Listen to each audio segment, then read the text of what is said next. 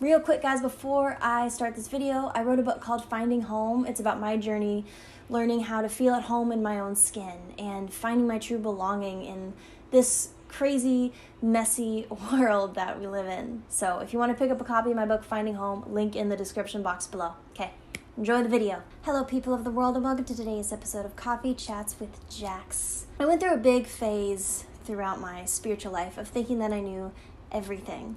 And I think that when someone thinks they know everything, that's like the farthest away they could ever be. Knowing that you don't know everything and admitting that and being okay and comfortable with that, that's like the best place that you could be. And I'm starting to learn that and realize that the more I go on with this process. As I've been processing my spiritual life and my faith and what that looks like for me today, I have been doing a lot of reflecting on the past and on past things that I really just had a hard time about in church culture. Because, see, last year was my deconstruction year where I feel like I pulled apart everything that I believed and like looked really closely at it. And I had to look and realize, what do I believe and why? And now I'm in this process of putting it back together again in a way that feels authentic and real. And I have realized that I might not ever be able to put the whole thing back together, but I'm okay with that. I think that there is peace in that, in knowing that if God is God, there's no possible way that I think I could ever understand everything, and I'm just learning to be okay with that. What matters is love and connection and compassion and kindness. That's what I want my life to show, and that is a really great description of my spirituality right now. Loving people really, really well. That's something that I've never doubted was true about my faith, was true about God. As I've been trying to put my faith and spirituality life back together, I've been thinking a lot about the things that I've had to, unlearn from church. And a really big component in that, which this video could go on forever if I talk about all of them, but one of the biggest things that I've had to unlearn is how the church normally looks at mental health. I have been told and taught that when you struggle with anxiety, it means you don't have enough faith. If you have depression, you don't have enough faith. It is always something that you're doing wrong that's displeasing God, and that is why you have a bad day. And that we don't take medicine, don't go to therapy, because I've been told in the past counseling and therapy is all a big mind game and that they're just there to put labels on people.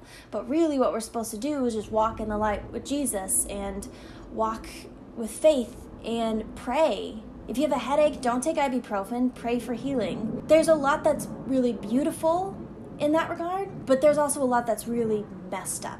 And that could be one of the most dangerous things that you can tell someone who seriously needs help. Taking away their antidepressants because you're supposed to just ask God to heal you. Taking away the option of therapy because it just makes you weak. I'm a very strong proponent of therapy. I haven't always been, but right now, here today, I have the greatest therapist ever, and it's really changing my life. It's changing how I see things. It's showing me how my mind works. I take antidepressants, and I want to tell you that because I want to take away the stigma on it that makes you think that you're weak if you do that, or that's messed up, or that there's shame in that. I feel like everybody should go to therapy. Everybody should see and understand what's going on in their heads because it can save your life. Now, I've had bad therapy experiences before. The worst one ever made me literally want to drive my car off of the highway. That happened last year, and I stopped going to therapy for a while, and I thought I was going to be just done for good. But I decided to give it another chance, and it is now, I don't know where I would be without it. If there's something keeping me stable and still, that's what it is. And antidepressants, they've really changed my life too. They've really leveled out the crazy ups and downs in my life. It's like a night and day difference. So if this is anything, I just want to take away the shame in that. If that's something that you're interested in or want to look into, that is absolutely okay.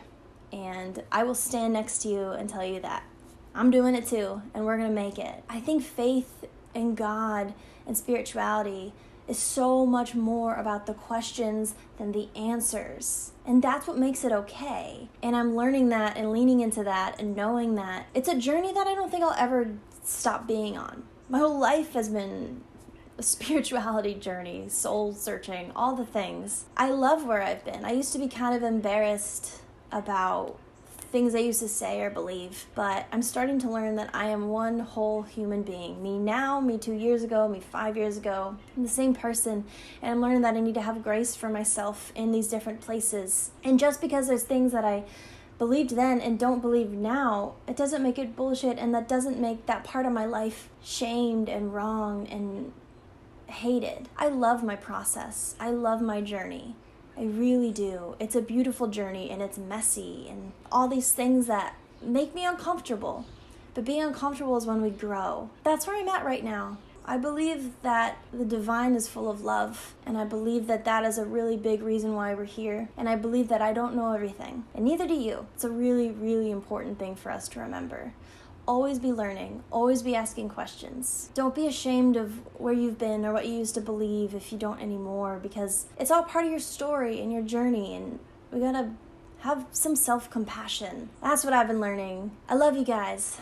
Thank you for watching this video. Thank you for caring about what I have to say. If you want to learn more about my story and my journey, then you could check out my book, Finding Home. You can pick up a copy of that in the description box below. There's a link. Or go to my website, jackiegtv.com.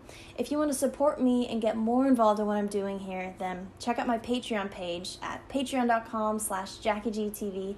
That's where you can tip as little as $1 per video or $1 a month to help me keep these conversations going, to help me continue making these videos. And thank you for watching. I love you, and I'll see you next week.